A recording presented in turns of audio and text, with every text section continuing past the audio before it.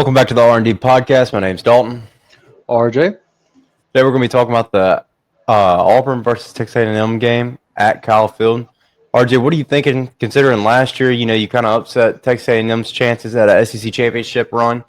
What are you thinking the mindset for Texas A&M is going to be coming into this game? And if you're Auburn, what are you looking out for? Well, Texas A&M is going to come with belt to ass. They're going to come with some intensity. Auburn side, we just lost against Oklahoma at Oklahoma. Not a bad game. We got some things to fix on offense. Defensive wise, we played pretty well. Secondary played a lot better. Front five didn't do that great. I mean, we got a little bit of pressure, but not a lot of pressure against John McCool. Yeah.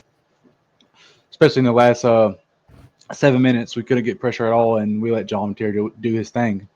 But other than that, this is going to be a great matchup, another dogfight. Tell you what, Hugh Freeze and Auburn got to win this game here in Cal Field. It's going to be hard, but they gotta do something to win this game here.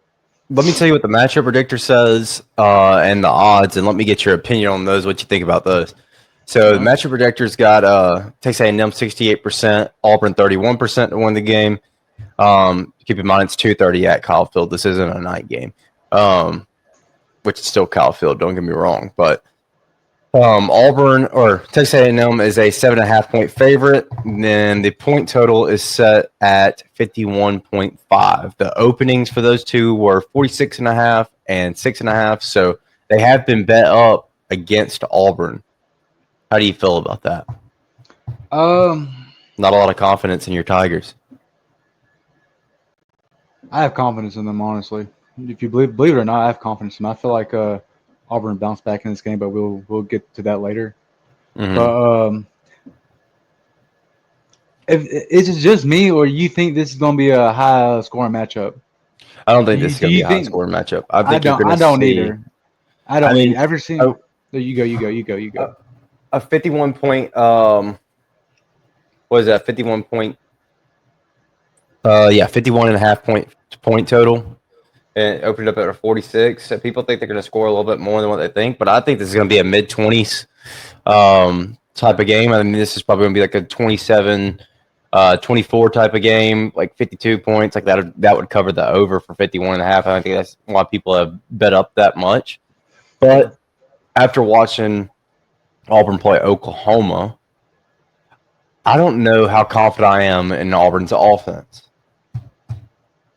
I know Oklahoma's defense is really good, but I am still on the hedge of like, okay, if you don't have the Cam Coleman deep ball, what do you have? And is Jackson Arnold going to be confident enough to throw the ball? I know you're playing a defense that's different than Oklahoma, but it's really not too much different because you still got Terry and York. You still got some edge rushers that are good. So that's what scares me about Auburn is I thought their offense was going to be the strong point, and they didn't look that great. Let me ask you this though. Are you saying that because what past tense what Auburn has done after they lost a game and about offense with offense, and do you think they just can't fix it? What do you mean? Wait, say that one more time. What did you say? Like in the past, Auburn loses a game and that's the problem, and they couldn't fix it at all. They couldn't fix it. Yeah. Are you thinking about that? I'm not thinking about that. I think it's nothing to do with the past. I think I just don't believe in Hugh Freeze's offense on the road. I think you have too many struggles to get play calls in. I think you're going to have, like, looking at the fall starts for Oklahoma. And I hope Auburn changes my mind. I would love to see Auburn win this game. I know I'm a Bama fan, but I want Auburn to do good because that makes the Iron Bowl that much better, right? But I don't believe that Hugh Freeze is going to change this offense in a week. And I just saw Auburn get like 7 false start penalties last week. And this Kyle Field's going to be 2 times what Oklahoma was. And they're both 2:30 games. You're lucky that this isn't a night game.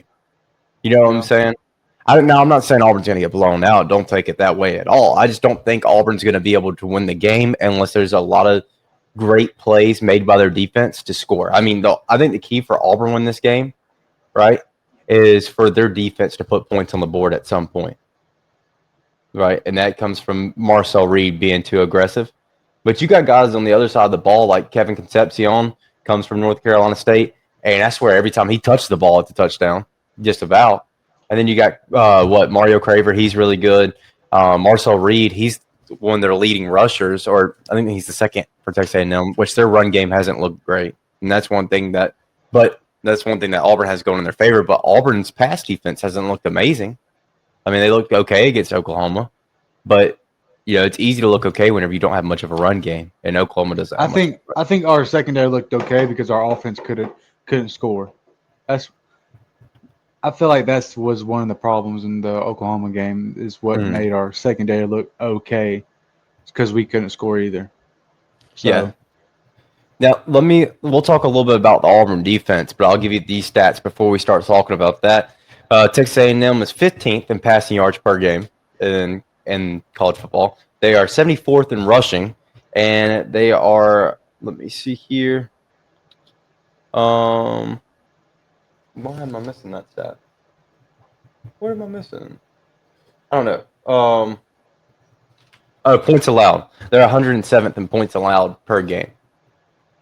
So, how do you feel about Texas or Auburn's defense against Texas A&M's offense and the dynamic running ability of Marcel Reed?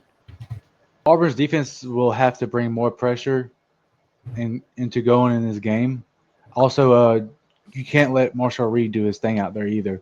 So we're gonna have to bring more people in the box, make him force that ball to our hands, and also contain the outside because you don't want Marshall Reed running everywhere because it's going to get bad if you let Marshall Reed run.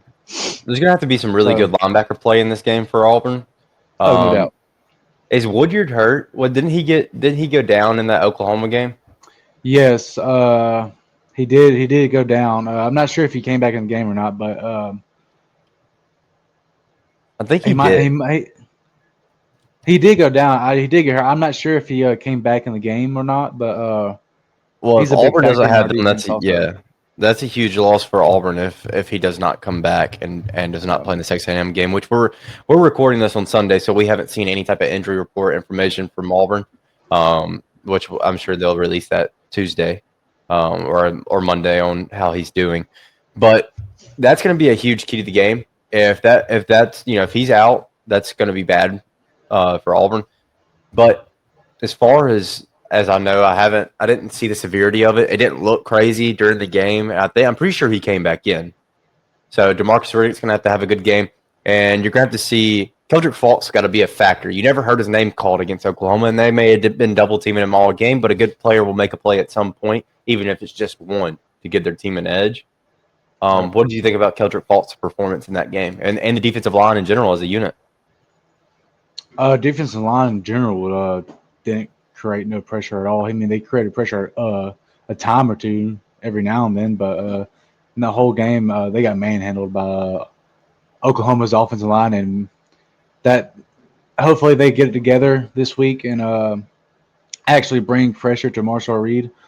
But Keldrick Faulk, the question you said about Keldrick Faulk, he had a tip pass that was a major fact in this game, and that's about it. What he done, we didn't get no pressure at all, and that's what hurt us on defense wise. So let's go into this a little bit. What are your keys to the game? It doesn't have to be a certain amount. It doesn't have to be 3 keys. It could be one. What is your key to the game for Auburn to win this game For at Auburn, Southfield? Yeah. win the trenches. That's what we didn't do against Oklahoma when we lost. We got to win the trenches against Texas A&M to win this game. Physicality up Yes. front has got to be there for Auburn. I would have to agree with that. I think that's a good. I think you have to be able to establish the run game with establishing the run game for Auburn because that seems to be their main source of offense. And let me interrupt you real quick. Another Yeah. key factor is penalties. Penalties hurt us also. So if we have 10 plus more penalties, we're going to lose this game, no doubt. Yeah. So we're going to have to lay off on the penalties and win the trenches in this game to beat Texas A&M. Yeah, I agree. I think penalties is a huge factor for Auburn, but I think, in my opinion, he's going to be a defensive score for Auburn. I think the defense got to step up and help this Auburn offense to be able to get the ball down the field, or at least get them in good position, make it a little bit easier for them. So I think creating a turnover for Auburn's defense and also limiting penalties on offense, like false starts, stuff like that. Get yourself out of 2nd and 15s. Get yourself out of 3rd and 10s. You know what I'm saying? Get the short yardage. Be a little bit more efficient. Line up and play football.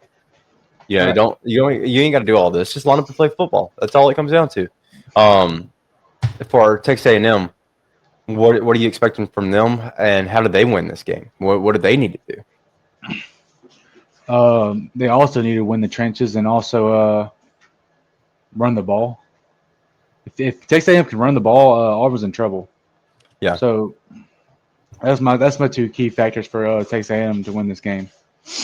I think Texas A&M. I think Kevin Concepcion's going to have to get involved. I think Mario Craver's going to have to get involved. I think the Texas A&M pass game is going to show up at some point, but I really think Marcel Reed's legs and his ability to get outside the pocket, as long as he can make good decisions and be able to, effectively create plays outside the pocket, I think that's going to be a huge deal for Texas A&M. Not only on offense, but keeping their defense off the field, giving them some time, giving them a little bit of rest, because Jackson Arnold, as you can tell, Auburn wants to run the ball with Jackson Arnold as much as they can, because I feel like that is them. Like I said, this is their main source of offense. That run game for Auburn. If they don't have that run game, everything becomes a little bit more confusing for them. And if you don't have Cam Coleman deep balls, I don't know what this Auburn offense can do at this moment. Hopefully they come out and they prove me wrong. Hopefully Hugh Freeze has something going into this that makes it a little bit more simple and makes it to where they don't have to look to the sidelines every 2 seconds and do a bunch of hard claps and draw their own team off sides. But other than that, I don't really have anything. Is there anything else you have or want to say, RJ? Are we doing score predictions? Yeah, we can do score predictions. That's all I was going to see if you want to go into that next. Yeah, we can go in that next. Okay, go ahead. You go. You go. You want me go to first. go? Yeah, you go. I think you're going to have a 21-28 game, or I'm sorry, 21-27 game. I think Texas A&M takes it out. Goes out on top. Auburn's offense just looks really scary to me right now. I don't believe in Auburn's offense on the road, and I'm not saying that as a hater. I'm saying that as somebody who has watched them play this Oklahoma game and didn't really like what I saw, and the fact that they were sloppy. There wasn't much there. Really, like Jackson Arnold came off for reads. Like he didn't throw his first read a lot of times. You could tell there were tight window throws, but that when you play a good defense, that's the windows you're going to throw into. Right.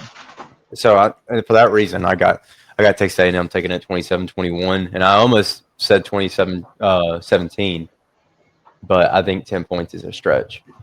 Yeah.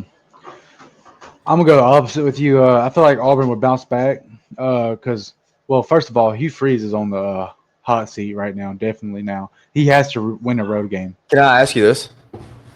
What? Because preseason, I'm pretty sure in your schedule prediction, did you not have Auburn losing at Kyle Yes. Field? So Yes. elaborate what makes you change that. Well, I have trust in Jackson Arnold, and I feel like this Auburn team can bounce back off of a loss. What we haven't done in the past 5 or 6 years is bounce back off after a loss against another good opponent. I feel like they can this year, and I feel like Hugh Freeze will bring it on. And also, I feel like we can fix our offensive line, and then Jackson Arnold holding the ball. If Jackson Arnold can just trust himself throwing the ball, I feel like Auburn can win this game. And Cal Phil's going to be hard, but also it was hard in Oklahoma. I mean, I feel like it's harder in Oklahoma than Texas A&M because that was his team for 2 years. So I feel like Jackson Arnold can do really good in this game and show up and play. So I got Auburn 31-24 Auburn. Well, I me and you are going against each other. We haven't gone against each other too many times this year, I feel like. Noticeable ones would be the Alabama Florida State game, which you got a good one on. Yeah, I get it. Who else? Ohio State, Texas. We agreed on the Oklahoma Auburn game, so this is going to be an interesting game. I think hopefully I see Auburn bounce back, but like I said, I don't believe in their offense as much as what I want to. Yeah. But anyways, if you haven't check us out on TikTok. We're doing pretty well on TikTok. That's probably our best social media platform. You need to check us out. Find clips there. Lots of funny things going on over there. Facebook. We got a Facebook page. Check it out. Follow, share it. Go check out. We post clips on there. We post updated schedules, updated posting schedules. And other than that, this has been the R&D podcast. My name's Dalton. RJ. We'll catch you next time.